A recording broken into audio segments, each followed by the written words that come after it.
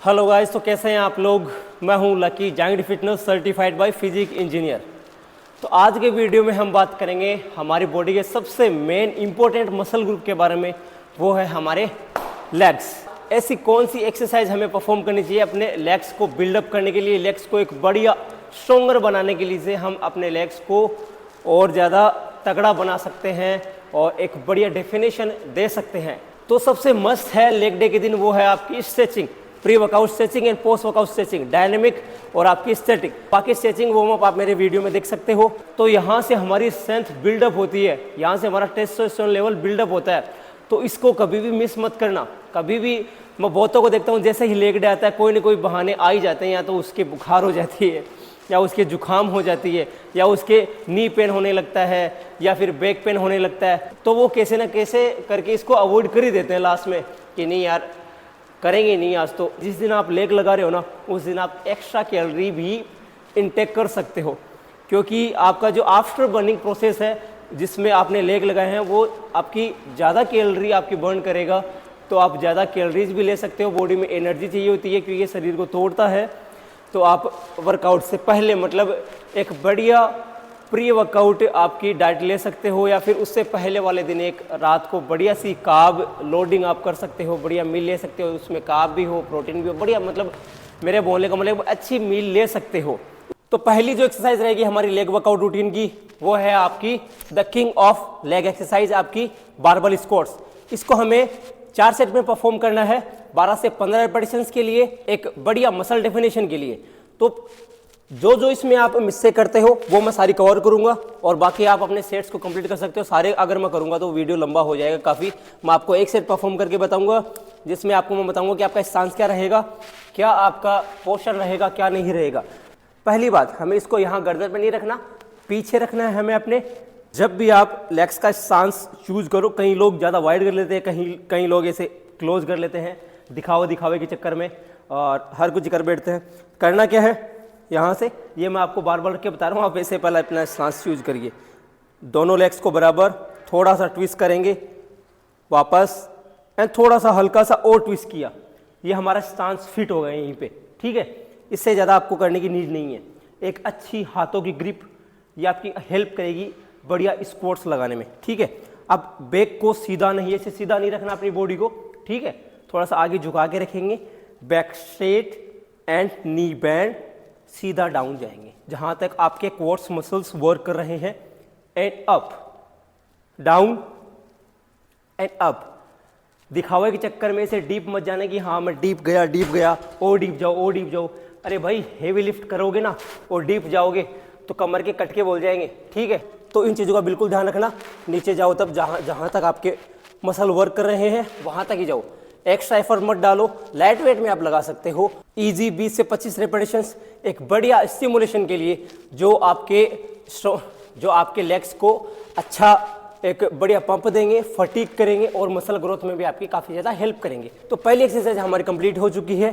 दूसरी एक्सरसाइज हम परफॉर्म करेंगे लेग कर्ल, ठीक है, जो आपकी नी की स्टेबिलिटी के लिए एक one of the best exercise होती है। साथ ही साथ आपके हैम्स ग्रुप को अच्छे से टारगेट करेगी, जो एक आइसोलेशन मूवमेंट एक्सरसाइज होती है जहाँ पे हम मशीन पे बैठ के अपना वर्कआउट परफॉर्म करें। एंड साथ ही साथ हम आइसोलेशन इसलिए चूज की मैंने क्योंकि हम अभी कंपाउंड लगा के आए हैं, तो उसके बाद थोड़ा बहुत हमें बैक को भी रिलैक्स देना होता है। तो हम आराम से बैठ के एक्सरसाइज परफॉर्म करेंगे और अपने हैम्स को टारगेट करेंगे। तो चलिए स्लोली यहाँ से होल्ड रखो। अब धीरे धीरे आराम से 4 से 5 सेकंड के काउंट पे हमें असेंट्रिक फ्लो में आना है, स्लो। अच्छे से टारगेट करना है, अच्छे से मसल मैन कनेक्शन बिल्डअप करना है अपना। और ध्यान रहे अपनी जो ये पंजे होते हैं ना, ये मेन वर्क करते हैं, ये मेन रोल निभाते हैं आपके इस एक्सरसाइज के ऊपर, क्योंकि हमें नी को नीचे नहीं रखना होता, ठीक है। हमें ऊपर की साइड में रखो, डोर्सिफ्लेक्शन में रखो, जिससे नी की स्टेबिलिटी अच्छी बनती है और मसल मैन कनेक्शन बेटर होता है और अपना मसल कॉन्ट्रैक्शन भी अच्छे से होता है। तो इसको भी हमें 3 सेट में डिवाइड करना है 12 से 15 रेपिटेशंस के बीच में। ये हमारी 2 एक्सरसाइज कंप्लीट हो चुकी है। तो 2 एक्सरसाइज कंप्लीट होने के बाद हम आते हैं अपनी थर्ड एक्सरसाइज के ऊपर, वो है आपकी लेग प्रेस, जो one of the best exercise होती है आपके कोर्स को ट्रेन करने के लिए, आपके ग्लूट्स को ट्रेन करने के लिए। तो कई लोग इसे अलग अलग वे में परफॉर्म करते हैं। तो इसका हम सही पोस्चर भी देखेंगे और कैसे परफॉर्म करना है। सेम हमें इसको 4 सेट में परफॉर्म करना है 12 से 15 रिपीटेशंस के बीच एक अच्छी मसल डेफिनेशन के लिए। तो ध्यान रखें पहली चीज़ का कि आपके पैर हमेशा आपके शोल्डर के विथ में होनी चाहिए, ज़्यादा वाइड ना करें ऐसे और ज़्यादा क्लोज भी ना करें। तो हमें शोल्डर के बराबर में अपने पैर रखने हैं दोनों, और ग्लूट्स हमेशा नीचे टच रहनी चाहिए। ये सही रहता है, ठीक है। और इसको अपने यहाँ पे आपके जो नी है चेस्ट पे आनी चाहिए, एंड आपके जो आप नी है लॉक खोलने के बाद जिससे हमने इसको परफॉर्म किया हम नीचे लेके आए, प्रॉपर अच्छे से स्ट्रेच करेंगे, होल्ड भी रख सकते हो। एंड यहाँ बस यहाँ तक ही हमें लाना है इसको, एक्स्ट्रा यहाँ से ये नहीं करना हमें, क्योंकि अगर आप हैवी वेट ले रहे हो तो आपके नी में इंजरी के चांसेस बढ़ जाते हैं। तो हमें सीधा नहीं करना, क्योंकि ज़्यादा हम यहाँ पे फोर्स जनरेट करते हैं, अपनी नी को परेशान करते हैं। तो हमें इसको बेंड रखना है और ग्लूट्स को यहाँ टच रखना है, ग्रिप अच्छी, and slowly down down hold and up, ठीक है। असेंट्रिक में हमें स्लो आना है जिससे हमारी क्वाड्रिसेप्स और ग्लूट्स अच्छे से स्ट्रेच हो सके, एंड अप, ठीक है, डाउन एंड अप। तो 3 एक्सरसाइज कंप्लीट होने के बाद हम आते हैं अपनी चौथी एक्सरसाइज के ऊपर, वो है आपकी RDL रोमेनियन डेडलिफ्ट, जो आपके हैम्स को टारगेट करेगी, आपके लोअर बैक, आपके ग्लूट्स को टारगेट करेगी। RDL को आप बारबल के साथ भी परफॉर्म कर सकते हो एंड डंबल के साथ भी परफॉर्म कर सकते हो।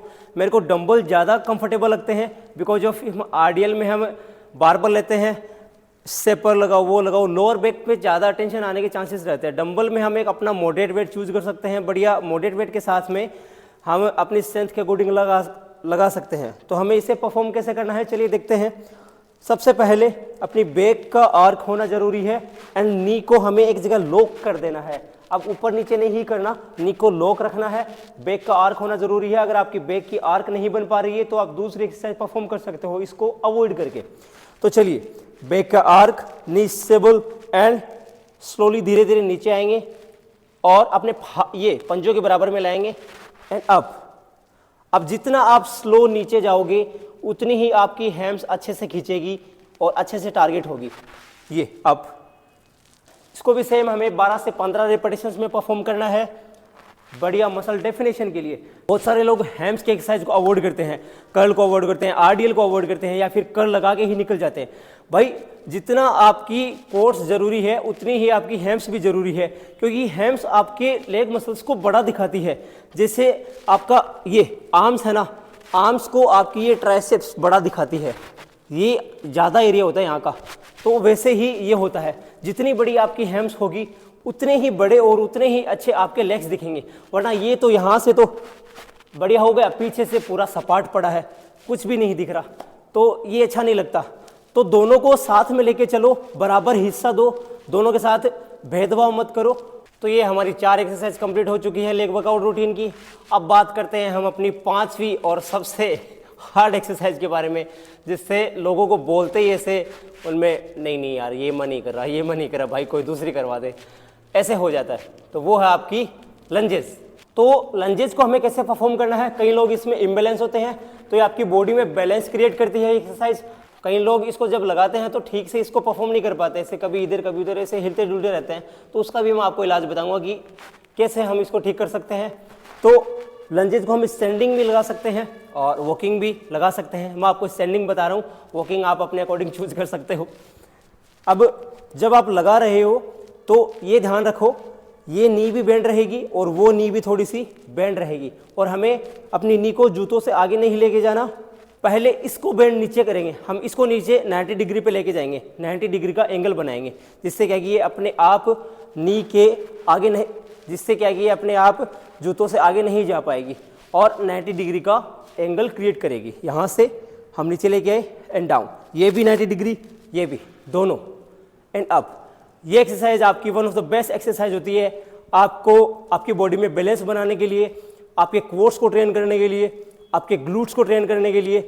और अगर आप इम्बैलेंस होते हो ऐसे कभी इधर कभी उधर, तो इसके लिए सबसे बढ़िया है थोड़ा सा, जैसे आप वॉकिंग लगा रहे हो फॉर एग्जांपल, तो थोड़ा सा हम इसको वाइड एंड डाउन, दूसरा वापस से इसको वाइड लगाएंगे, जिससे क्या है कि एक बढ़िया स्टेबिलिटी आप क्रिएट कर पाओगे और इम्बेलेंस होने के चांसेस कम होंगे।